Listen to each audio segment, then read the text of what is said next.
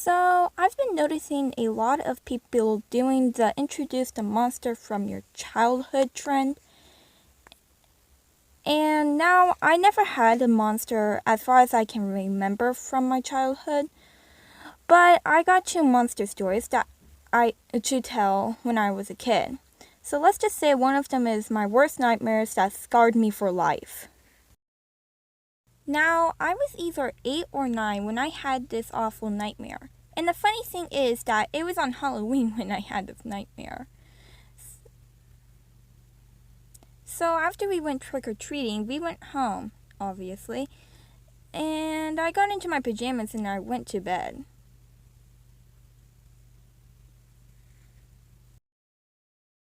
Now, in my dream, for this one, I was somehow a photographer. I don't even know why, but in my dream, I was walking around the neighborhood when I spotted this huge mansion. And obviously, being a kid, I was curious, so obviously, I ran up to the mansion. Oh God, So after when I walked up to the house, I noticed there was a window, I guess, so I decided to just look in it, being a little stupid kid. But when I looked in, it was kind of weird, I guess you would say. And in reality, nightmares being nightmares, I actually really regret looking into that house. So obviously, I looked through the window, and what I saw was a sick old man laying in his bed. And I was guessing that he was probably rich or something. But then I saw his butler walk in with a drink. Now, I didn't know what was in the drink, so I think I was gonna walk away, but something happened to the old man, and I have to block it out because it's probably gonna be disturbing to some young ones that are watching my channel.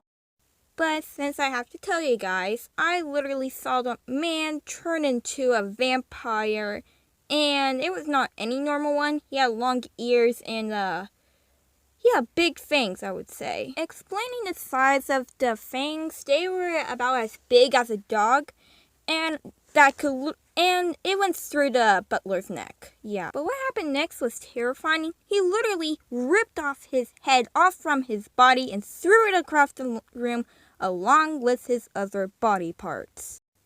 And me being petrified of this, I thought he was not going to look at me, but he did, and I literally ran for my life. Now, you may be thinking I escaped from him, but no, I didn't. I died right on the spot. And that still petrifies me still today. Yep, I had a dark mind when I was a kid. And I remember another nightmare, but I don't want to talk about it right now. It's too sad. Now, my last monster story, I guess it's not really a monster, but I would say my sixth sense, which is when you feel like someone's behind you, is very strong. And whenever I go out at night to the fridge, I always feel that someone's watching me and look behind me. There's no one there. And that still petrifies me. No wonder why I'm still scared of the dark.